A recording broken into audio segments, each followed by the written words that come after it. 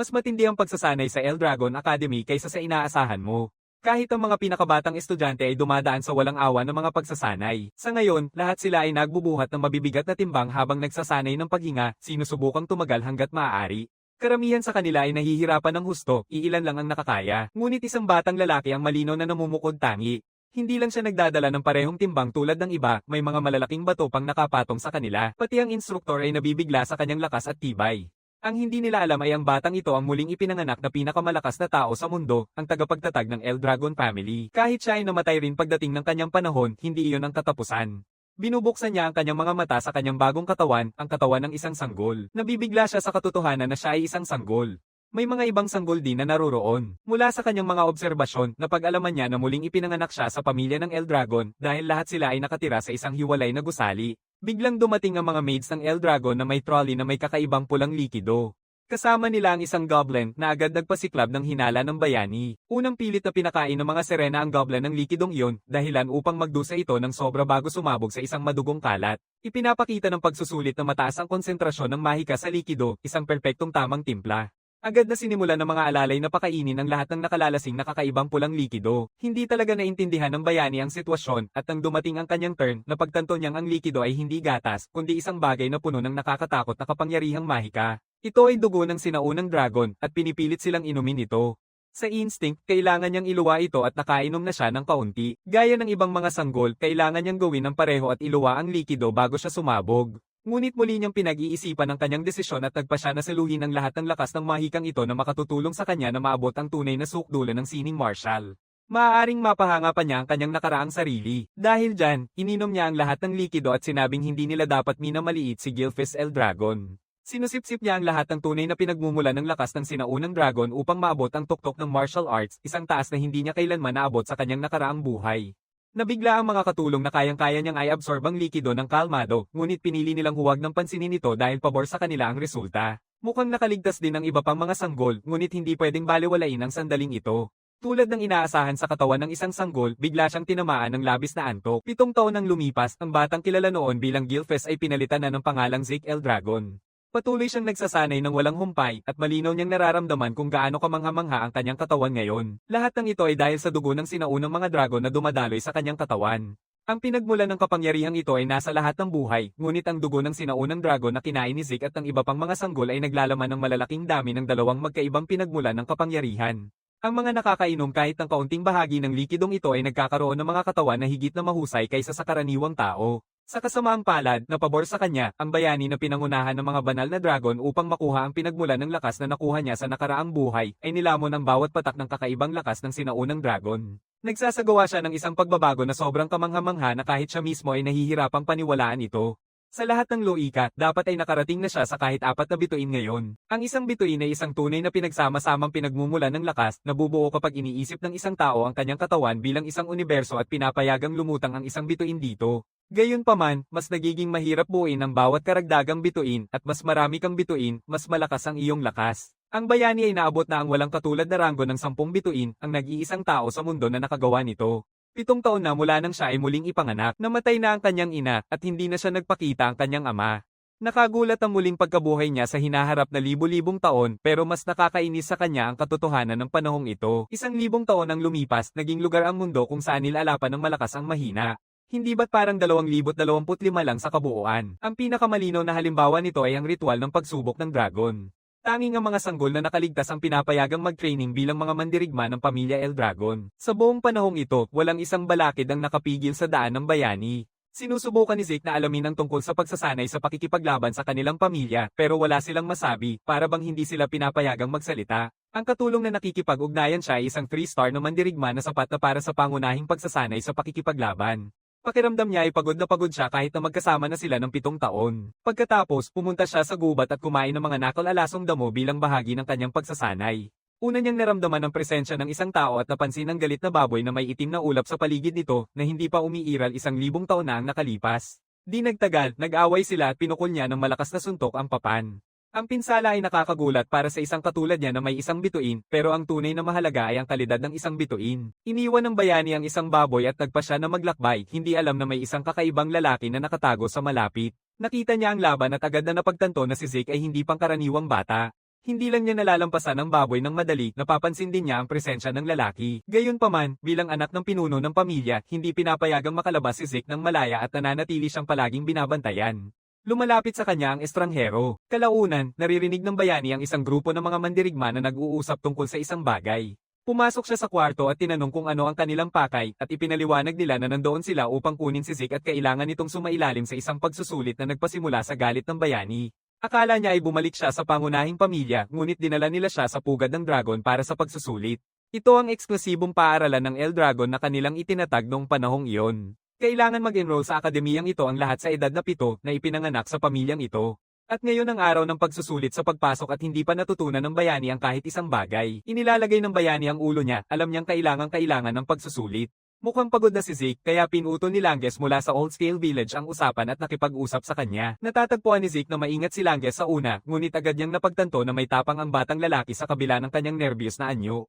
Ipinakikilala ni Zeke ang kanyang sarili bilang kapalit nang ipaliwanag ng bayani ang kanyang pag-aalala tungkol sa pagsusulit dahil hindi niya alam kung ano ang magiging laman nito, naguluhan si Langes. Bago magpatuloy ang usapan, tinawag ni Reten mula sa lumang skala na nayon si Langes at sinimulang pang-uuyam siya. Nagsasalita siya ng pangungutya, sinasabing dapat sana ay nanatili na lang si Langes sa bahay dahil hindi makakapasok sa akademya ang tulad niya dahil ang kanyang ama ay walang kwentang dragon lang.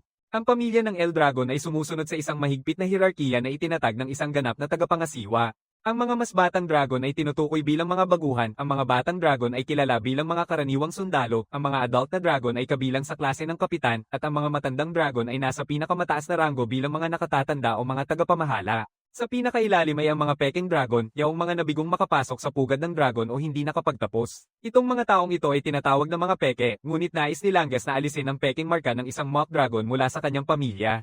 Pinaprotektahan ng bayani ang kanyang kaibigan na karapat-dapat naman kahit man lang sa isang pagkakataon na subukan. Lalong naging galit pa ang mga mananakot at nagsimula ng mangutya tungkol sa mahihirap, ngunit patuloy pa rin si Zeke na ipinaglalaban ng kanyang bagong kaibigan. Sa lalong madaling panahon, ipinahayag ng nakatatandang dragon na tagasuri na magsisimula na ang pagsusulit kung saan kailangang maglagay ng numero sa kanilang pangalan ang lahat ng aplikante pagkatapos magparehistro at magpatuloy sa ikalawang pintuan ng may disiplina. Sinasabi ni Langes na mag-withdraw ang bayani kung hindi siya sigurado sa pagsusulit o kulang sa kakayahan, pero tila kumpiyansa siya kahit hindi niya alam ang nilalaman ng pagsusulit. Ang unang pagsusulit ay ang durugin ang bato, at ang makakagawa nito ay makakapasok sa pagsusulit. Maaari lamang gumamit ng mga ipinagbabawal na armas o kaya ay maglakad ng walang dalang anumang bagay. May 3 pagtatangka ang mga estudyante. Para kay Zeke, masyadong mahinahon ang pagsusulit na ikinagulat ng kanyang kaibigan dahil akala niya ay magiging nakakatakot ang antas nito. Nagsimula na ang pagsusulit at nagsimula ng magpanik si Langes habang ang ating binata ay nakaupo ng kalmado. Ang batong ginamit sa pagsusulit ay may kakayahang magpagaling, kaya nitong ayusin ang kahit na anong maliit na sira halos agad. Bukod pa rito, anumang atake na ginagamitan lamang ng lakas ay ibinabalik na may daang beses na mas malakas na epekto. Ipinaliwanag ni Langes na kailangang maayos na ikalat ang enerhiya ng ether sa katawan habang sumasagawa ng atake upang makalikha ng gasgas. Naiintindihan ng bayani na ang katangiang ito ay higit pa sa kasanayan sa martial arts kundi sa tamang paghawak ng lakas ng ether source. Mukhang kaya ng karamihan sa mga estudyante, kabilang na ang mga bully, na pumasa sa pagsusulit. May sunod-sunod na diskwalifikasyon ng mga estudyante sa huli, oras na para subukan ng bayani at tumanggi siyang gumamit ng anumang armas. Tinanong nila ang bayani kung sigurado siyang gagamit ng kamay lang at sumang-ayon siya. Lahat ay nagsimulang pag-usapan siya, iniisip na sa huli ay mabibigo siya sa pagsusulit habang si Langes ay nag-aalala para sa kanya. Nang magsimula ang pagsusulit, maingat na sinuri ng bayani ang bato. Nalaman niya na ang bato ay maaaring nabuo mahigit 1,000 taon na ang nakalipas dahil hindi pa niya kailanman nakatagpo ng ganitong uri ng mineral. Bigla niyang pinataas ang kamao at gamit ang buong lakas niya, binasag niya ang batong pang-recuperasyon gamit ang kanyang Dragon Slayer na teknik sa laban at pumasa sa pagsusulit. Biglang napahinto ang mga tao nang hindi inaasahan ang resulta. Puno ng tuwa at gulat si Langes. Nakatayo sa malapit, pinipikit ng eksaminador ang mga mata, nagtataka kung ang bayani ay maaaring anak sa labas ng kasal ng isang makapangyarihang angkan. Matapos lahat, tanging mga mandirigma na may 4 o 5 bituin na ranggo ang kayang gawin ito. Bilang gantimpala, binigyan siya ng isang berdeng potion kahit hindi siya sigurado sa kahalagahan nito. Kalaunan, ipinaliwanag ni Langes na ito ay isang pangkaraniwang panggamot na bahagi. Nagtataka si Zeke kung ito ba ay isang elixir, isang potion na gawa sa napakabihirang mga materyales. Ito ay naglalaman ng kakaibang mga halamang gamot na may purong elixir na puso at mula sa mga Diyos at multo na hayop na napakabihira matagpuan. Ang potion ay nakapagpagaling ng parehong matandang sugat at mga bagong sugat habang malakas na pinapataas ang ether ng isang tao. Dahil sa kakaibang sangkap nito, napakahirap nitong i-refine at halos hindi na ito lumalabas sa merkado. Idinagdag ni Langes na ang mga potion na gawa ng House Dragon ay lagpas pa sa mga mabibili sa karaniwang tindahan. Nakakabilib ang pakiramdam ng bayani habang patuloy na pinupuri siya ng kanyang kaibigan. Sa ganitong paraan, pumasa rin ang mga bully sa pagsusulit at oras na ni Langges. Pinili niyang durugin ang bato gamit ang espada ngunit nabigo siyang magawa ito. Ito na ang huling pagkakataon niya at nagsimula ng abusuhin siya ng mga bully, sinasabi kung gaano inaasahan ito mula sa isang kalahating dragon. Sinasabihan siya ni Zeke na gumamit na lang ng sibat kaysa espada, pero hindi ito bagay sa kanya dahil hirap siyang makagawa ng kahit isang butas gamit nito. Lahat ay natawa sa kanya dahil sa kanyang kahinaan pero nililigtas ng bayani ang kanyang kaibigan sa pagpapalit nito ng sandata sa sibat. Inalawagan si Langges na pumasok sa Dragon's Nest at tinutokso siyang half-dragon, ngunit hindi siya sumuko at pinalaki niya si Langges, kaya ngayon gusto niyang patunayan sa lahat na mali sila. Pero hindi siya sigurado kung paano gamitin ng tama ang sibat. Pinayuhan siya ni Zeke na magtiwala dito ng diretso nang hindi masyadong nag-iisip. Imposible para sa isang tao na direktang magtiwala sa sibat at masira ang bato ng ating henerasyon na first time niyang humawak ng sibat, pero hindi niya dapat husgahan ang sarili nang hindi susubukan. Kahit bagong nagkita ngayon, dahil naniniwala ang bayani kay Langges ng buong puso, nais din niyang magtiwala tulad niya. Hindi na nag-aksaya ng oras, itinutulak niya ng diretso ang sibat sa bato at pakiramdam niya ay bahagi na ito ng kanyang katawan mula pa noong una. Sa kanilang pagkabigla, hindi lang nito na-scrape ang bato kundi tinusok pa ito. Lubos na na-impress si Zeke at mataas ang sigaw para sa kanya, at ganito niya nalagpasan ang pagsusulit na hindi niya akalaing makakaya niya mismo. Naluluha ang mga luha ng kaligayahan habang nakatayo ang lahat ng mga bully, tapos na ang pagsusulit at nagsimula na ang seremonya ng pagpasok. Nagtataka si Zeke kung isa lang ba ang pagsusulit, ngunit ipinaliwanag ng kaibigan niya na maaaring may isa pa pagkatapos ng pasukan nila. Pumasok ang pinuno ng pamilya Eldragon upang batiin sila. Nababahala si Zeke sa malungkot na mukha ng pinuno habang sinisikap ni Langges na patahimikin siya. Doon nakatagpo ni Zeke ang kasalukuyang mga puwersa ng pamilya Eldragon na may ilang mga level 6 na bituin na tila isang maayos na puwersa. Si Balze Eldragon ang pinuno ng pamilya na parang nasa antas ng 8 bituin. Halos isang dosina lang ang ganitong antas sa buong mundo noong 1,000 taon na ang nakalipas. Mukhang may galit si Zeke laban sa kanyang sariling ama. Narito ang mga salita mula kay Lord Balza na nagmumungkahi na maging ang kidlat at dugo ng Eldragon. Napakalakas ng kanyang aura na halos hindi makahinga ang mga estudyante. Lahat ay nababaliw sa kanyang matinding presyon. Naintindihan ng bayani na hindi niya siya kayang tiisin. Biglang isang matandang dragon ang pumuri sa mga mapagpalang salita ng Panginoon na sinasabing lahat ito ay usapin lang ng salita habang nakararamdam ng ginhawa ang lahat sa pagbabago ng atmosfera. Sa lalong madaling panahon, isang mandirigma ang nagpaalam sa kanila na iaanunsyo na ang mga asignasyon sa dormitoryo at ang mga tatawagin ay dapat agad na kumilos. Nagtataka si Zeke kung hindi ba sila pupunta sa parehong lugar kung saan ipinaliwanag ng kanyang kaibigan na may 4 na dorm sa Dragon's Nest. Ang mga estudyanteng pinapayagang pumasok sa gusali ay inilalagay sa isa sa 4 na dormitoryo, silangan, kanluran, hilaga, at timog. Inilagay si Zeke sa silangang dorm ng Dragon's Nest. Naglilibot siya sa loob ng dorm, hirap hanapin ang kanyang kwarto, at sa wakas ay nakarating at bumati ng mainit sa kanyang katabi. Nakabigla, si Lindsay ang kanyang bagong katabi at tila masaya silang pareho. Mukhang walang plano si Zeke para sa araw na ito at sinabihan siya ng kanyang kaibigan na magsisimula ang pagsasanay bukas. Dahil hindi niya alam ito at hindi nakikinig sa mga anunsyo, pinagsabihan siya ng kanyang kaibigan. Nakatakda sanang iwanan ng bayani ang nakakainip na lugar na ito at maglakbay, pero ang rekuperasyon ay bato, may bahagi ng paggaling at alerto. Nakarating sa kanya ang mga kawili-wiling bagay, kaya't hindi masama na magtagal pa sa Dragon House ng 1 buwan na ang lumipas. May isinasagawang sesyon ng pagsasanay na tumutulong sa pagtuturo ng hininga ng dragon at ang pamamaraang ito ay ginawa ng 15 pinuno ng bahay Dragon. Ilan sa mga estudyante ay nakabisado na ang teknik na ito tulad ni Ginoo Laika na para bang pangalawang bituin. Pagkatapos ay nandyan si Zeke na may kanyang kahangahangang kakayahan at walang aral na natanggap na nag-iiwan sa trainer na nag-iisip kung naipasa niya ang kapangyarihan ng pinuno. Ang teknikang hininga ng Dragon King ng bayani ay binago at ipinasa bilang hininga ng dragon.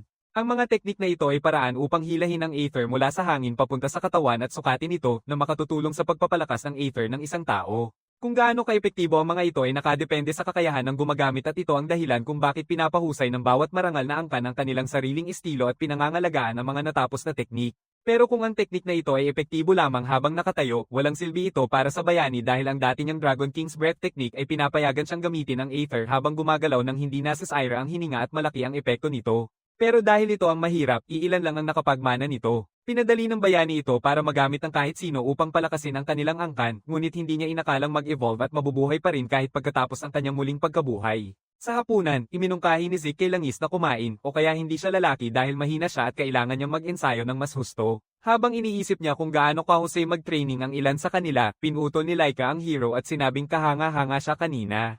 Nababahala si Langis at sinabing siya ay anak ng pinuno. Tunay na walang pake, sinasabi ng batang ito na anak din siya ng pinuno. Patuloy lang siyang sagot sa mga tanong niya nang walang alam habang minumungkahi kay Langis na kumain na lang kaysa maglakwatsa. Natuwa siya at inalok siyang maging kanyang kasamahan dahil bilang anak sa labas, kailangan niya ng mga kakampi. Gusto niyang tulungan siyang maging susunod na pinuno at bilang gantimpala ay bibigyan niya ito ng maganda ngunit tahimik na tinatanggihan ng alok. Kahit nang subukan siyang utusan ng mga gamot ng pinuno, tinatanggihan niya ito. Kaya ni Laika na ipalabas ang kanyang aether sa labas ng kanyang katawan na talagang kahanga-hanga. Mariing sinabi ni Zeke na wala siyang interes na maging ulo at hindi siya maglilingkod sa kahit sino dahil siya ang pinakamalakas. Inaalok ni Laika siya ng laban at nagsimula ng pumunta ang lahat sa training ground upang panoorin ang laban. Narealize ni Zeke na seryoso na ang sitwasyon habang sinasabi ni Langis na hindi lang siya anak ni Lord Bolza kundi taglay din niya si Typhon of Blood, isa sa 4 na malalaking angka na sumusuporta kay Eldragon. Tulad ng ibang bata, siya ay isang henyo at sa edad na 7, natutunan na niya ang lahat ng anyo ng kanilang angkan. Sa kabila nito, bago ito sa bayani dahil kilala lang niya siya, pero mukhang kampante siya at ang kakulangan niya sa kaalaman ay mas nagpapasaya pa sa kanya kahit na paulit-ulit na sinasabi ng kaibigan niya na wala siyang laban kay Lady Laika. Handa na ang dalawang mandirigma. Tinanong ni Zeke kung bakit niya pinipilit makipaglaban sa kanya. Dahil gusto niyang maging susunod na pinuno sa pamamagitan ng pagkatalo sa kanya at kunin ang trono upang mapagsilbihan siya. Nang tila walang alam ang bayani tungkol sa kanyang sariling pamilya, tinanong siya ni Laika kung ito ba ay dahil siya ay illegitimate at ipinaliwanag na kabilang sa kanya, may 5 tagapagmana na naglalaban para sa susunod na pinuno. Sa lahat ay may dugo mula sa isa sa 4 na pangunahing angka ng Eldragon maliban sa kanya, at upang mapanatili ang kanyang posisyon, nais niyang talunin siya agad. Sa ganitong paraan, tinatamaan niya ang kanyang malaking espada na parang walang anuman, ngunit walang kahirap-hirap na naiiwasan ito ng bayani. Patuloy na bumibilis ang kanyang mga suntok at naiintindihan ng lahat na ito ang ibig sabihin na maging anak ng pinuno. Patuloy na nagtutulak si Laika ng kanyang atake habang si Zeke ay walang kahirap-hirap na umiwas, labis na nagulat si Langis. Pinupuri ng bayani ang kanyang hindi inaasahang estilo ng pakikipaglaban ngunit iginiit niya na magpatuloy siya sa pakikipaglaban. Sinusunod niya ito at isang suntok ang kanyang tinapon upang mapabagsak siya, nagtatanong kung bakit hindi niya magawang tumama kahit isang beses sa kanya. Kinumpirma ng bayani na mas mabilis siya kaysa sa karamihan ng mga isang bituin na nakilala niya ngunit sa huli, isa pa rin siyang isang bituin. Mas lalo niyang ipinaliwanag kung paano niya binabantayan ang kanyang paghinga, ang kembot ng kanyang mga kalamnan, at ang hugis ng kanyang mga mata upang sundan ang kanyang mga galaw, at ang natitira ay karanasan lang. Hindi pa handa si Laika na sumuko at muling tinamaan siya ngunit sa halip ay napaatras siya. Humanga siya kung paano niya naipon ang tunay na lakas mula sa pinagmulan sa kanyang core upang mapanatili ang pagtanggap sa suntok na iyon. Nang subukan ni Langis na hamarang, iminumungkahi ni Zeke na magpahinga muna siya. Sa sandaling iyon, umaabot na sa 2 bituin ang babae na halatang nakikita sa kanyang aura. Sa antas na ito, maaaring maglabas ng enerhiya mula sa pinagmulan ng isang tao sa labas ng katawan na hinuhubog para sa martial arts at ang paglabas na iyon ay tinatawag na aura. Ayon sa kanya, siya ang tumulong sa kanya na makamit ang antas na 2 bituin kaya ngayon ay wala na siyang laban. Sa pamamagitan yun, mabilis at makapangyarihang suntok ang kanyang ipinukol na sa huli ay hindi na niya nagawang iwasan ng buong buo ang atake. Ngayon ay humarap ang hero sa isang kakaibang estilo ng tunay na espiritu ng kulog na espada na lalong nagpapasaya sa kanya. Ginagamit ni Laika ang kanyang teknik na grade ng kulog at isang sulyap ng kidlat na kulog. Sa una, tila nag-enjoy ang bayani pero kalaunan na pagtanto niyang sobra na ang kanyang antas at mahihirapan siyang kontrolin ang ganitong dami ng kidlat sa kanyang kasalukuyang kalagayan. Isang bituin lang ang dahilan kung bakit malaki ang pinagkaiba nila. Ang kanyang mga galaw ay simple tulad ng dati ngunit sa sandaling siya ay naging 2 bituin, ang mga sining ng Thunder Spirit Greatsword ay sumabog sa kanyang kapangyarihan. Mabilis siya dati pero mas mabilis na siya ngayon at ang kakaibang bahagi ay ang bitag ng kidlat sa paligid ng kanyang katawan na imposible noon makamit noong 1,000 taon na ang nakalipas. Hindi makapaghanda ang bayani ng counter dahil hindi siya sigurado sa lakas na iyon. May sobra siyang kumpiyansa dahil nakangiti pa rin siya sa ganitong sitwasyon. Ito ang pinaka nakakainis sa kanyang kalaban at patuloy nitong tinatamaan siya ng kidlat. Ngunit, nakatayo pa rin ang hero sa kanyang mga paa. Bilang iginiit ni Linksy, nagpasya si Laika na tumigil kung susuko siya at magtatalaga ng katapatan sa kanya. Dahil tumanggi ang bayani, sinasabi niya na gagamitin niya ang bawat piraso ng lakas upang tapusin ang laban na ito. Kasabay niyon, dumating ang isang espiritu ng kulog. Ang unang lihim na sining, ang langit na kulog, at ang bayani ay nakahandusay ng walang magawa sa lupa. Itinakda na ang laban ngunit sa kanilang gulat, muling bumangon si Zeke, tinamaan ng isang kuryenteng sipa na nagtatanong sa kanyang kalaban. Ipinaliwanag niya kung paano niya sinasadyang tanggapin ang mga panliligaw niya upang pag-aralan ang mga ito at sa ilang paraan, magagamit din niya ang mga ito. Habang tinatanggap niya ang mga atakeng iyon, patuloy niyang ginagamit ang kanyang teknik sa paghinga ng Dragon King na tumutugon sa kanyang enerhiyang kidlat. Nagsisimula ng bumuo ang kidlat sa loob ng kanyang katawan at kaya niyang kontrolin ito nang hindi niya namamaliin. Hindi niya alam ang mga detalye, pero ayon sa kanya, ang buong angkan niya ay may espesyal na katangian at natututo siya ng isang malaking aral sa pagsasama ng 2 teknik. Bukod pa dyan, salamat kay Laika, naabot niya rin ang antas ng 2 bituin at hindi pa tapos ang laban. Mukhang nararamdaman ni Zeke ang pambihirang katangian ng lakas at malapit na niyang maunawaan ito. Natatakot si Lynx habang nasasaksihan ng tunay na lakas ng mga pinuno at kahit ang mga kidlat ni Laika ay hindi maabot ang bayani. Nagpapatuloy ang laban sa pagitan nila at makalipas ang ilang sandali, nagpa siya ang bayani na tapusin ito sa pamamagitan ng paglikha ng isang bagong teknik o espesyal na anyo. Habang nalulumbay ang kalaban niya sa kanyang mga iniisip, nagpa siya siyang kunin ang pagkakataon at gamitin ang kanyang espesyal na anyo, ang sining ng pagpatay sa dragon, upang umatake at agad siyang mapabagsak. Kamangha-mangha ang laban at ngayon ay hindi makapaniwala si Laika sa kanyang pagkatalo dahil kailangan pa niyang lampasan ang kanyang mga kapatid upang maging susunod na pinuno. Humanga ang bayani at pinuri ang kanyang kakayahan ng may ngiti. Pinayuhan pa niya siyang matuto ng mga bagong bagay dahil hindi ito ang huli at muling makakalaban niya ito. Iniaalok ni Zeke kay Laika ang isa pang laban habang iniisip niya na hindi matatalo siya. Makalipas ang ilang oras, sa loob ng bitak, pinipigil ni Lord Balza ang kanyang Dragon Combat Art sa unang anyo. Isang salita ang huminto sa kanya habang iniulat ang tungkol sa kanyang anak na nakarating na sa antas 2 bituin, nakahanga-hanga para sa kanyang edad, at sa panahon ng kanilang pagtatapos ay maaari na siyang umabot sa antas 4 o kahit 5 bituin. Hindi pa rin nababahala ang Panginoon at inutusan siyang huwag sayangin ang oras at makipag-usap sa kanya kapag kayanan niyang gamitin ang talento niya mismo. Ipinagbigay alam sa kanya ng sundalo na kamakailan lang siya natalo at ang nakapanalo sa kanya ay ang sariling anak niyang si Lord Zeke. Naiintindihan ni Balza dahil ang kanyang ina ay may talento rin sa laban ngunit matagal na siyang nawala nung siya ay ipinanganak kaya ang nakakabighaning tanong ay sino ang maaaring nagturo sa kanya ng mga kasanayang sapat upang talunin ang 2 bituin. Ngunit naibalita sa kanya na naabot ni Lord Zeke ang antas na ito ng mag-isa nang walang anumang pagtuturo. Sa kasong ito, iniutos ni Lord Balza na simulan ang unang pagsubok na maaga at karamihan sa mga estudyante ay hindi pa nakarating sa antas ng unang bituin. Ngunit ayon sa kanya, pantay-pantay ito para sa bawat individual kahit hindi pa sila nagsasanay. Ang hindi makapasa sa unang pagsubok ay walang kinabukasan at idineklara niya silang hindi karapat-dapat sa Eldragon. Inutusan niya si Freya na bumalik upang pangasiwaan at isagawa ang pagsubok at bantayan ito ng mabuti. Kinabukasan, may karaniwang pagsasanay sa Dragon Combat Art. Ang bayani ay pinag-aaralan ng hininga ng Ibuki Dragon na nilikha ng ika-15 henerasyon at tinatawag na sining panglaban ngunit sa katotohanan ay isang teknik sa pagpapalakas ng katawan na maayos ang pagkakagawa kaya kahit mga bata ay madaling matutunan ito. Tinanong siya ni Langes ngunit hindi siya nag-insayo, ngunit nagawa na ito ng bayani. Nagulat siya dahil ito ay itinuro lamang ilang oras ang nakalipas. Sinasabi ni Zeke na lumingon siya at bumuo ng daan para maipasa ang kanyang enerhiya. Namangha ang kaibigan niya at naisip na maaaring nakakabor ang pagsasanay na ito sa kanya dahil natalo na niya si Lady Laika. Ang teknik sa pakikipaglaban ng Dragon Slayer ay isang napakalakas na kapangyarihan kasama ang ugnayan sa anyo ng espasyo sa loob ng bayani mula sa laban kay Laika. Naniniwala siya na meron ding huling anyo na kayang pumatay sa mismong Diyos na Dragon.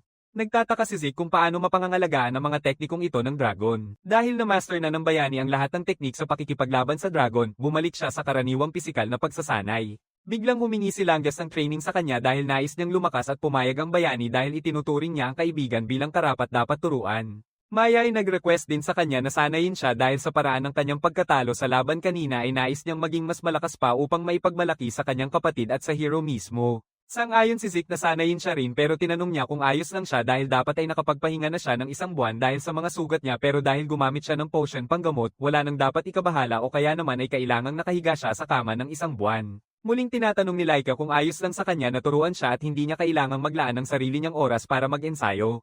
Handa ang pangunahing tauhan na turuan ng parehong mga batang talento. Kalaunan tinanong niya si Laika kung ayos lang siyang mag-training mula sa taong natalo sa kanya pero handa siyang gawin ang lahat para maging mas malakas at makuha ang pamumuno. Tinanong ng bayani kung bakit siya obsesyon sa posisyong ito at ipinaliwanag niya na kung hindi niya makuha ang liderato ayon sa kanilang kaugalian ng pamilya, mapipilitan siyang pakasalan ng isang tao, sa pinakamahusay na kaso ay ang kanyang pinsan, at sa pinakamasama ay isang estranghero. Lubos siyang naiinis at lalong lumalago ang kanyang galit dahil sa pagtrato nila sa mga tao na parang mga hayop na pwedeng gawing lahi. Sa lalong madaling panahon, ipinalalaganap ang anunsyo tungkol sa pagdating ng isang bagong instruktor na dumaan sa lahat ng ito upang gabayan sila sa kabila ng kanyang abalang schedule kaya't pinapayuhan nila ang lahat na magpasalamat sa kanya. Pumasok si Freya at pinapanood ang reflexes ni Laika, matalim at walang mali na aura. Ipinakilala siya bilang si Freya Winkek, isang kasapi ng Black Dragon Corps. Mainit niyang binati silang lahat at kinilala si Zeke habang tinatanong kung bakit hindi siya nagulat. Matapang na binanggit ng bayani na walang dapat ikagulat at binanggit ang kanyang nakakaintrigang kakayahan na nagpapaliwanag kay Freya kung bakit sobrang nag-alala ang ulo tungkol sa batang ito. Naging interesado ang bayani sa kanyang sining ng pakikipaglaban dahil walang ingay kahit mula sa kanyang mga botes.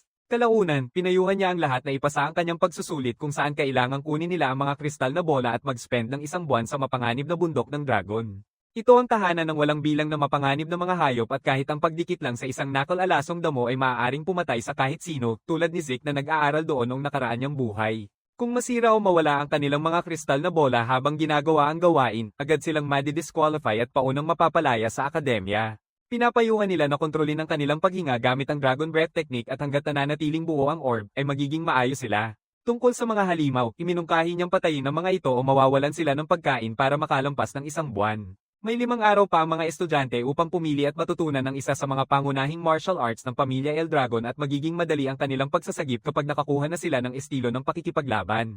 Ngunit para sa mga hindi nakapag-ensayo sa 5 araw na ito, hindi siya responsable. Nagtatanong ng inosente ang mga bata kung tutulungan sila kapag nasa peligro, ngunit gaya ng inaasahan mula sa pamilya ng Eldragon, tanging ang mga malakas ang mananatili kaya kung hindi makakapanalo ang isang tao, mamamatay siya. Kumakalat ang takot habang nag-iisip ang bayani kung nagbago na nga ba talaga ang pamilyang ito. Bigla namang nagbigay si Freya ng manual para sa bawat armas. Habang nahihirapan si Langes na pumili ng sandata, pinayuhan siya ni Zeke na kunin ang sibat na ginamit niya sa naunang pagsusulit.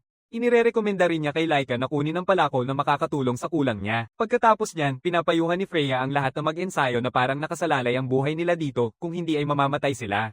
Dagdag pa niyang sinabi na sa kanilang pagsusulit, susubukan ng mga nakatatanda na nakawin ang kanilang mga orb bilang bahagi ng kanilang gawain ngunit dahil malaki ang kagubatan, bihira silang magtagpo. Isang takot ang kumakalat sa mga estudyante. Pinapayuhan ni Zeke na bumuo sila ng mga koponan kung hindi nila kaya mag-isa habang siya ay magpapalayo at mag-isa. Basta ay imbitahan niya silang kumain bago ang pagsasanay.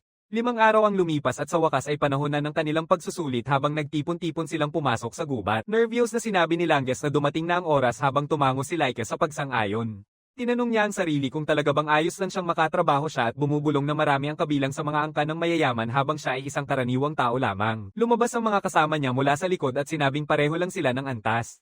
Pumasok si Celine at sinabing hindi rin siya makapaniwala na nakikipagtulungan nila si Laika. Malumanay na sinasabi ni Laika na walang dahilan para magduda at pinaalalahanan silang lahat ay pinili dahil sa kanilang kakayahan.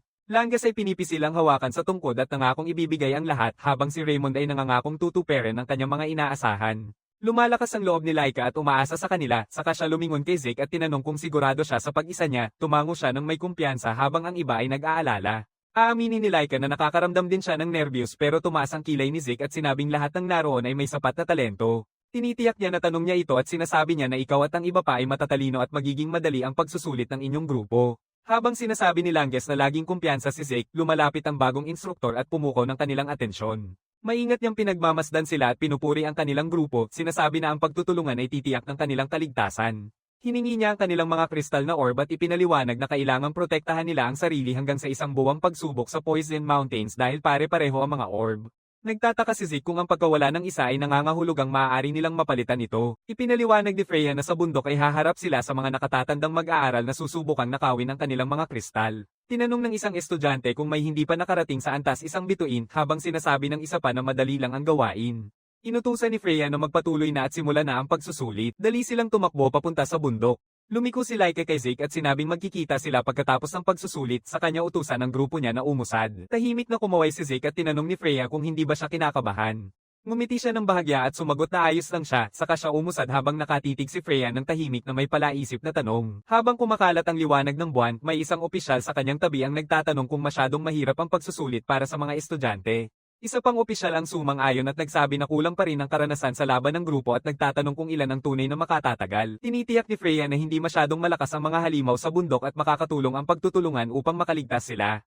Tumango ang opisyal at bumubulong si Freya tungkol sa pagpapalaya ng isang bagay. Humihingi siya ng katiyakan pero binabalewala niya ito at iniutos ang isa pang grupo na pumasok sa gubat. Habang umabante ang grupo at nakakita ng nag-iisang estudyante, agad na pinaputok ng isang archer ang isang pana ngunit nahuli ito ni Zeke ng madali at ngumiti. Nagmumukhang naguguluhan sila at nagbubulungan, ngunit bago sila makapag-react, sumugod siya at nagbigay ng senyales na magsimula na ang totoong laro. Pinapalo ni Celine ang mga halimaw ng buong lakas habang may isang nilalang na tumatalon mula sa likod pero itinaas ni Raymond ang kanyang kalasag at tinamaan ito. Sumugod si Lannes gamit ang kanyang sibat at tinusok ang isa pang halimaw. Pinupuri ni Laika sila at nang tumingin sila sa kanya, lumiwanag ang mga mata nila sa harap ng tambak ng mga patay na halimaw na palakas sa paligid niya. Sinasabi nila na sobra niyang nalinis mag-isa. Tahimik siyang tumawa at sabi na tiyak na nakakatulong ang kanyang 2 star na antas. Sinasabi pa niya na pareho nilang nakuha ang isang bituin nitong nakaraang linggo habang ibinababa nilang isang ulo ngunit hinikayat siya ng iba na malapit nang makuha ang kanyang bituin. Sang-ayon si Laika at sinabing hindi basta-basta ang mapatay ang dambuhalang Palaka ng walang bituin at pinuri ang kanyang walang kapantay na trabaho sa sibat matapos mag-training kay Zeke sa kanya utusan na umuwi na bago magdilim. Habang papalapit sila sa kanilang base, huminto si Laika nang makita ang isang senior na nakapila sa unahan. Ngumisi ang senior habang tinatanong ni Laika kung may balak siyang nakawin ng kanilang mga orb. Nagkakaba ang grupo at itinaas ni Raymond ang kanyang kalasag. Tumango ang senior at sinabing ang pagsusulit mismo ay ang pagnakaw ng mga orb at inamin na hindi niya inaasahang makatagpo muna siya ng kanilang base. Binabalaan ni Laika siya na umalis na bago nila siya patayin, sinasabi na hindi niya kayang harapin sila mag-isa. Bago siya kumilos, lumitaw mula sa likod ang tatlong senior. Ang pinuno ay naglabas ng kanyang espada at umatake sa kanya, utos na sumuko siya. Tumanggi siya at mabilis na umatras ang iba. Pinoprotektahan ni Raymond si Selen habang nakikipaglaban si Langis at pilit na nilalabanan ng kalaban na humihingi ng kanyang kristal. Ngunit naalala ni Langis ang payo ni Zeke nang minsang tanungin siya kung paano haharapin ang isang makapangyarihang kalaban. Sinabi ni Zeke na imposibleng manalo siya laban sa tatlo o higit pang mga mandirigmang nasa itaas, ngunit may paraan pa rin. Inusisa ni Langis ang paraan at ngumiti si Zeke at itinuro sa kanya na samantalahin ang pagbubukas. Tinanong ni Langis kung paano ito mahahanap at sinabi sa kanya na magtiyaga at gawin ito hanggang maipakita ito ng kalaban dahil ang mas mahina ay hindi makakagawa ng pagbubukas mag-isa. Pinipigil ni Langis ang kanyang mga kamao at nagtaka kung kaya niya bang magtiis ng ganoon katagal. Ipinaliwanag ni Zeke na ang pagtitiis mismo ang nanalo sa laban at na ang pagwawagi sa mas malakas sa pamamagitan ng pasensya ay mas higit kaysa sa lakas at maaaring isang exception lang ang Laika sa patakarang iyon. Pinayuhan siya ni Zeke na maniwala muna sa sarili at huwag masyadong mag-isip, maghintay lang at umatake kapag dumating ang pagkakataon. Ngayon ay nagtutulak si Langis ng kanyang ngipin at nananatili sa kanyang posisyon at nang bahagyang bumaba ang depensa ng kalaban, sumugod siya at tinusok ang kanyang sibat ng diretso sa kanya. Samantala, ipinagpapatuloy ni Laika ang laban sa kanyang kalaban. Tumitigil ang senior ngunit napagtanto niyang mas malakas siya kahit pareho silang may dalawang bituin. Alam niyang galing ito sa payo ni Zeke at tinatapos ang laban sa isang matibay na suntok. Dali-dali siyang pumunta sa kanyang koponan at nagtatanong kung ayos lang sila. Nagtatawanan sila at binabati ni Selen si Langis sa pag-abot niya sa isang bituin habang siya ay nasa diwa pa rin. Ngumiti si Laika at sabi na sa dami ng may bituin na ngayon, makakaligtas na sila sa pagsusulit at naisip niya kung ano kaya ang ginagawa ni Zeke. Sa malayo, isang babae mula sa huling grupo ang tumatakbo ng nanginginig at nagtatanong kung anong klaseng halimaw siya. Nasa paligid niya ang mga bangkay ng iba pang mga kasamahan at nakatayo si Zeke sa gitna nila. Ang mga nakatataas na estudyante ay tumatakbo ng takot at nagsisigawan para iligtas ang kanilang mga sarili. Nakasalubong nila ang isang literal na halimaw na basta na lang silang pinatay. Samantala, Jill lang ang ating binata, tinatawag silang mga duwag dahil tumatakbo. Sabi niya, hindi ako nakakulong dito kasama ninyo, kayo ang nakakulong dito kasama ako. Ang mga bata ay tumatakbo ng mas mabilis kaysa kay Usain Bolt para makalayo sa isang mababang first year. Sila ang dapat na manghuli sa kanya pero nagbago na ang takbo ng laban. Isang senior ang nadulas at nahulog. Para itong isang eksena ng horror habang pinapanood niya si Zeke na malamig na inuutusan siyang tumayo at subukang makipaglaban sa kanya. Ang kanyang gintong mga mata ay nakatitig sa kaluluwa ng batang ito na para bang pinagsisisihan niya ang bawat desisyon sa buhay niya. Sobrang nakakatakot at tuluyan ng napapahinto sa takot ang bata at iniisip ko na parang nararamdaman din ng mga kalaban ni Batman ang ganitong tingin mula sa kanya. Medyo nadismaya si Zeke kung gaano kadali niyang mabuwag ang grupo kahit na nagpakitang sigla at matatag sila noong una nang tumulak sa kanya. Napansin niyang may nakabantay sa kanya mula sa isang lugar, tinawag ni Zeke na lumabas na siya. Dahil ayaw nilang lumabas, tinanggap niya ito bilang senyales na hindi siya lumalabag sa mga patakaran at malaya siyang gawin ang anumang nais niya. Sa anumang kaso, ang taong namboboso sa kanya ay isang kapitan ng mas mataas na dragon. Nabigla ang lalaking ito nang makita na isang bag itong first year ang nakapagtanggal sa kanyang mga nakatatandang estudyante at pati siya na nagbabantay ay tinawag pa nitong nagbabantay sa kanya. Naintriga, balak ng kapitan na i-report ang sitwasyon sa kanyang pinuno. Bumalik siya sa dalagang may pulang buhok na naghihintay ng ulat ng misyon. Nagsimula ang mga tauhan niya mula sa simula. Sa isang linggo ng pagsubok, 32% ng mga bata ang bumaba, ngunit ang mga nakaligtas ay mabilis na nag-aangkop sa kanilang mga kapaligiran, kaya hindi bababa sa bilang na iyon ang bababa pa. Ngunit nang tanungin niya tungkol sa kalagayan ng mga nakatatandang estudyante, nag-aatubili ang kanyang mga tauhan na sumagot.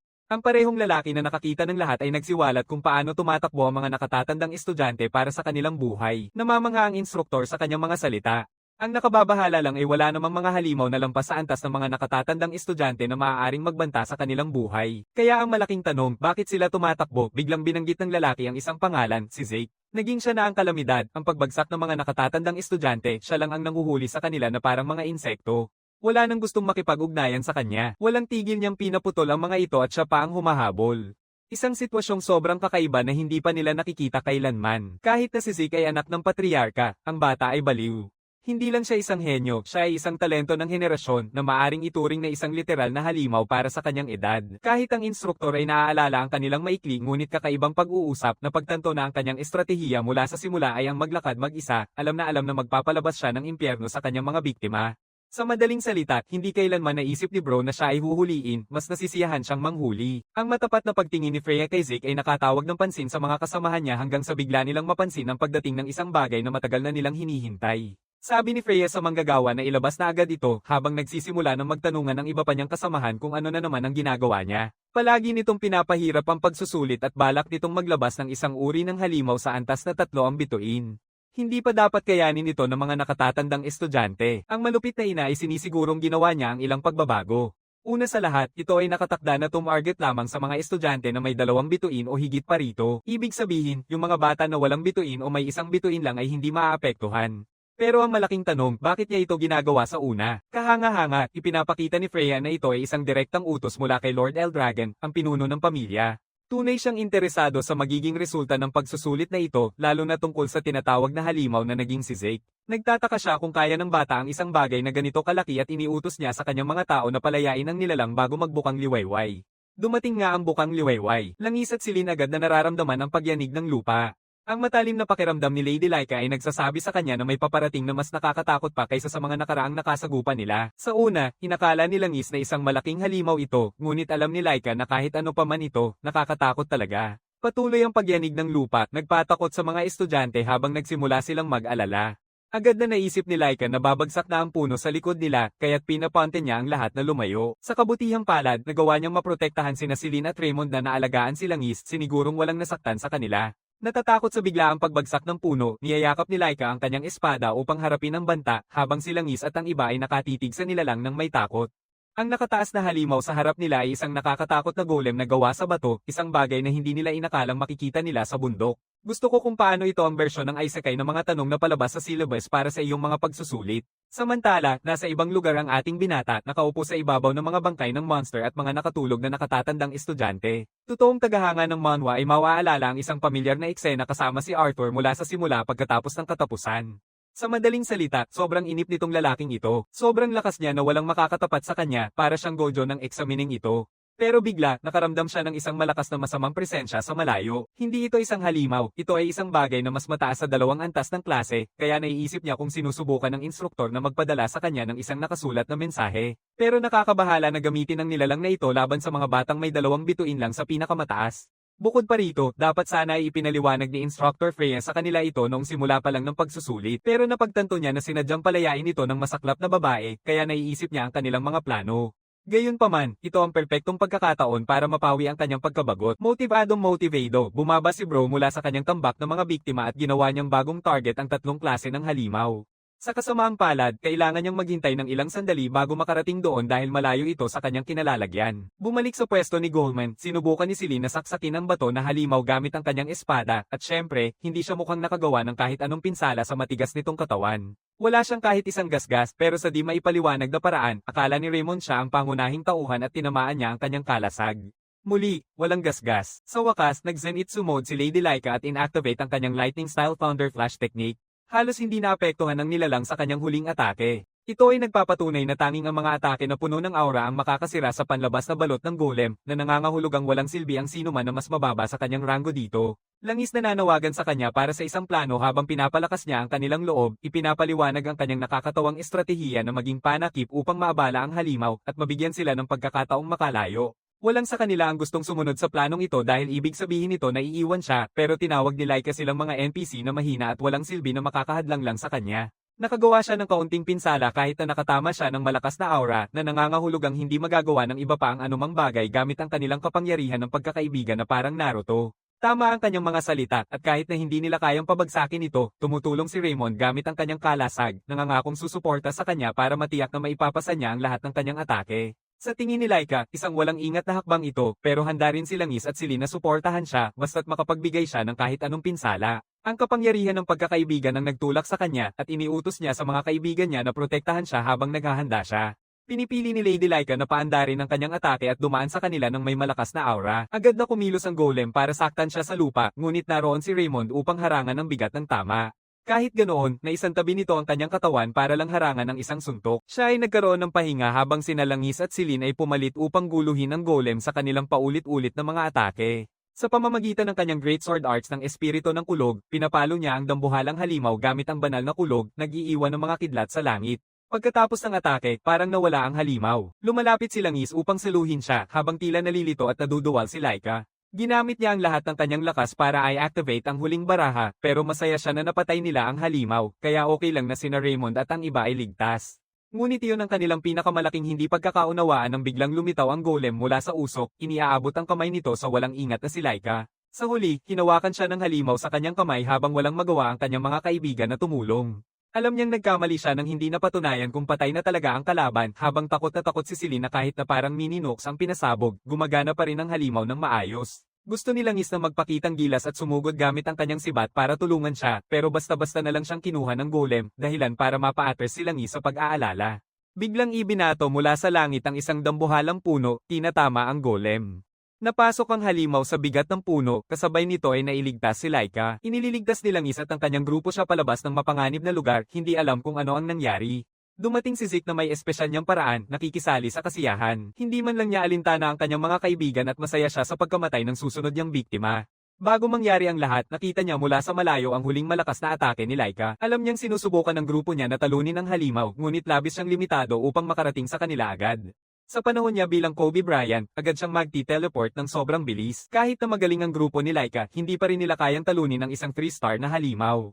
Para sa kanila, isang laro ng overbayan ang lahat, isang countdown hanggang sa sila ay maubos. Alam niyang hindi siya makakatakbo ng mabilis, kaya't nagpa siya ang batang ito na subukan ng isang bagong bagay. Hinuhugot niya ang kanyang mga daliri sa puso ng isang puno at inangat ito mula sa lupa, ipinapakita ang sobrang lakas para sa isang bata. Pagkatapos, pinapalayas ng batang ito ang puno sa kung saan man, umaasang magiging ballistic missile ito at tatamaan ang halimaw. Pakiramdam ni Zeke ay sobrang galing niya sa ginawa niya kanina dahil ang teknik niya sa paghahagis ng puno ay mas malalim pa kaysa sa nakikita natin. Pinag-uusapan niya ang mga sining ng pagpapalago ng dragon. Binigay ang L-Dragon Combat Manual sa mga estudyante bago sila sumabak sa pagsusulit. Isa itong karaniwang booklet ng mga teknik, hindi talaga isang formal na estilo, kundi isang gabay para mapalakas ang lakas ng mas epektibo. Ang maganda dito ay nakatulong ito kay Zeke dahil sa nakaraang buhay niya, ginamit niya ang malalayong atake bilang unang ulo. Sa anumang kaso, matapos ihagis ang punong yon, muling nagsimula si Bro na tumakbo. Bumalik sa kasalukuyan, binabati niya ang kanyang mga kaibigan na nagulat nang makita siya.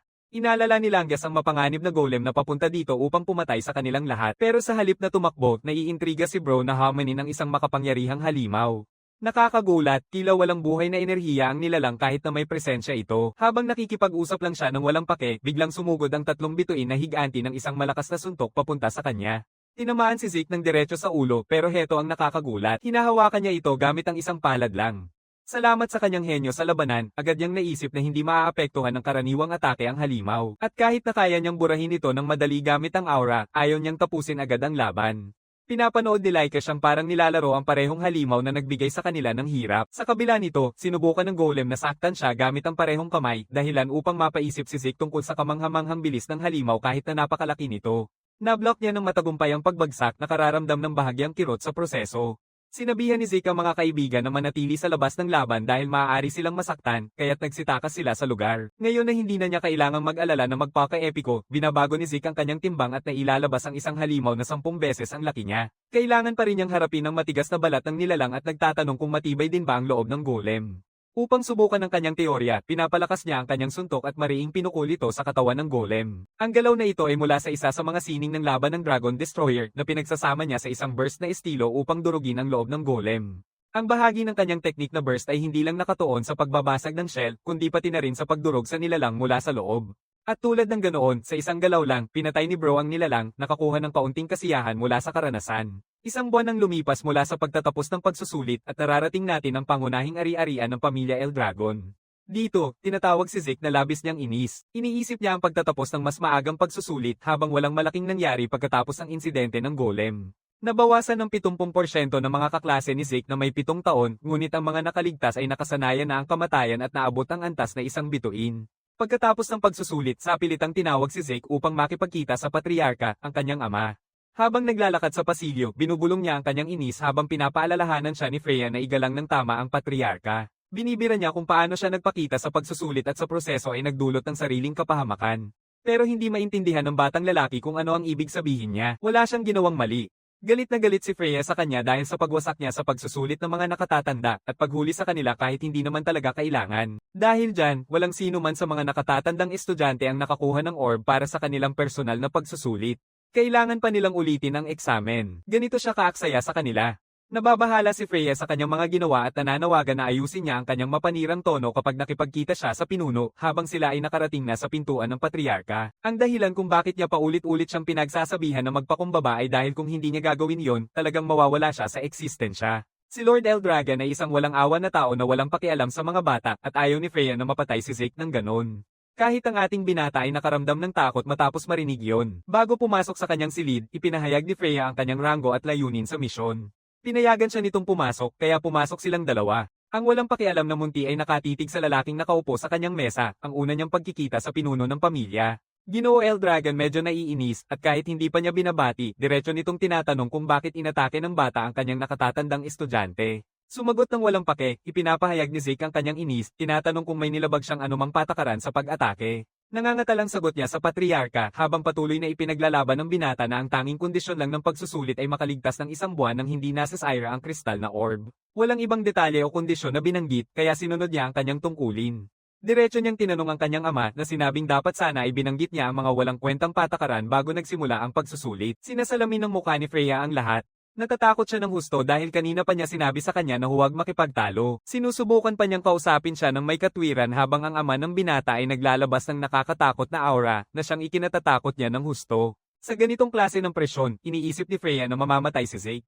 Sa halip, wala siyang nararamdaman at tinatawanan niya ulit ang kanyang ama dahil sa paggamit ng mga maliit na galaw sa pinakasimpleng galit. Nabibighani ang patriarka nang makita niyang hindi naapektuhan ng pressure si Zeke. Tinanong niya pa kung paano nagawa ng bata na talunin hindi lang isang grupo ng mga nakatatandang estudyante, kundi pati na rin ang isang 3-star golem. Kung hindi pa ito sapat na kahanga-hanga, nitong 7 taong gulang na ito ay nakapag-ani rin ng aura sa kabila ng napakalakas na presyon. Hindi maintindihan ng kanyang paningin kung paano maaaring magpakita ng ganitong nakamamatay na lakas ang isang batang tulad niya. Naiintindihan ni Zeke na nakatuon ng pansin sa pinagmumulan ng kanyang lakas at sa halip na magpaliwanag ng maayos, tinatawag niya itong personal na galing. Kagaspangan ng nagkikita, mag-ama ay nakatitig sa isa't isa. Inamin ni Lord Eldragon na magulo ang ugali ng batang lalaki tulad ng sinabi sa ulat pero hindi na iyon mahalaga dahil nagawa pa rin niyang talunin ang isang golem. Ang kanyang gantimpala ay isang bagay mula sa Dragon Treasury o ang access sa ikalawang palapag ng Dragon Hall. Isang pagpipilian sa pagitan ng dalawa. Ang pinaka nakakagulat kay Freya ay kung paano mula sa halos pumatay sa kanyang anak ang lalaking ito, ngayon ay nag-aalok na ng gantimpala.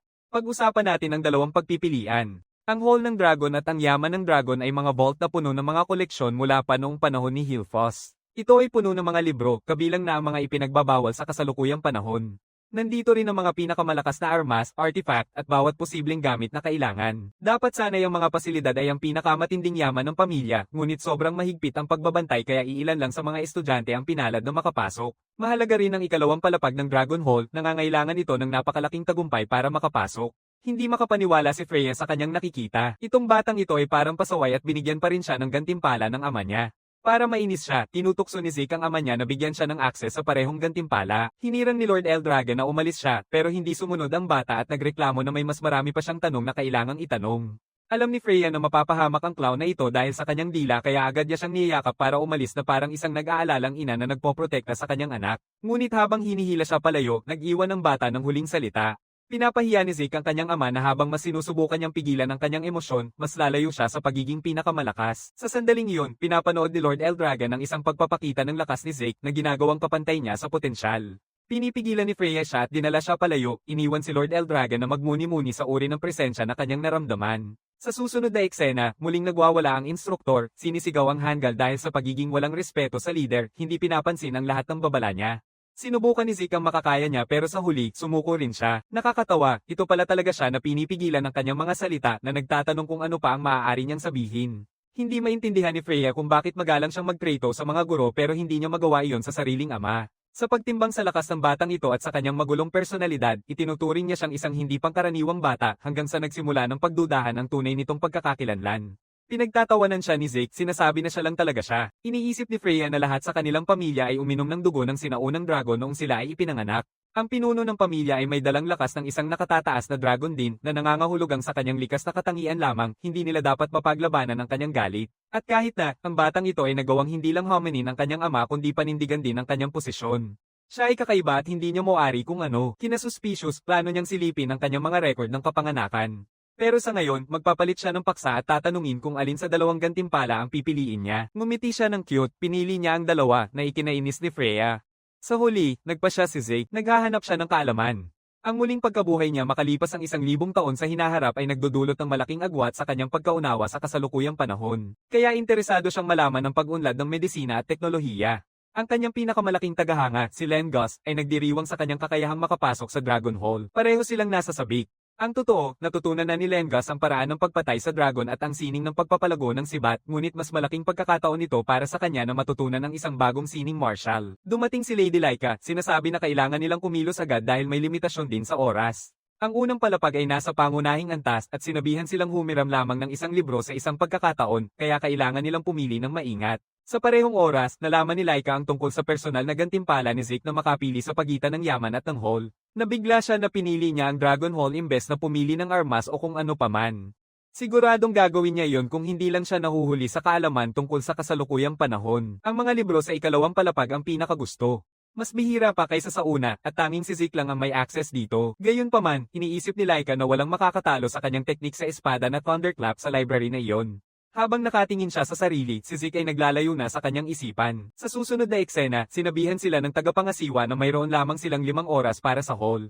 Mahirap sabihin kung itinuturing na mahabang oras ito, pero sa kahit anong paraan, nakabuo si Laika ng isang estratehiya na pumili ng isang libro na nais nilang hiramin at gamitin ang natitirang oras para basahin ang iba pang hindi maaaring hiramin. Mabilis magbasa ay malaking tulong dito, pero interesado si Langes na mag-focus sa isang librong pang martial arts na mababasa niya sa 3 oras. Mahirap pumili ng tamang libro para sa bawat tao, lalo na sa isang napakagandang hall tulad nito. Habang sila ay na-teleport papasok, ang mga kasapi ng grupo ay labis na nasisiyahan sa karangalan ng Dragon Hall, higit pa sa inaasahan ni Zeke ng husto. Tinitiyak niyang makuha ang isang aklat na magpapahina sa kanya, at dito nagsisimula ang karanasan sa pagbabasa.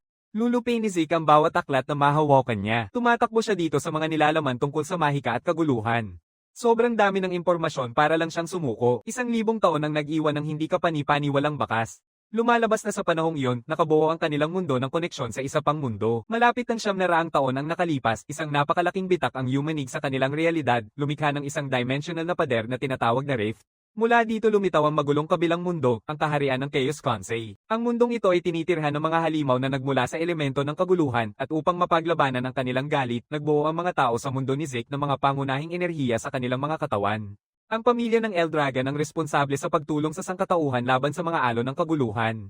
Ito ang nagbigay daan sa pagbuo ng maraming ugnayan sa pagitan ng mga pamilya sa labanan. 4 na espesyal na mandirigma ang nag-asawa ng mga kasapi ng Eldragon House na nagbunsod sa pagbuo ng mga federasyon ng Typhina, Fafwild, Levias, at Bahamut. Ngayon ay itinuturing na silang 4 na dakilang angka ng Eldragon at lahat ay nagkakaugnay na, lalo na nang ang Angerborg ay natakpan ng madilim na enerhiya habang nilalabanan ito ni Zeke. Kahit ang malakas na aura ni Laika ay naglalaman ng ganitong enerhiya.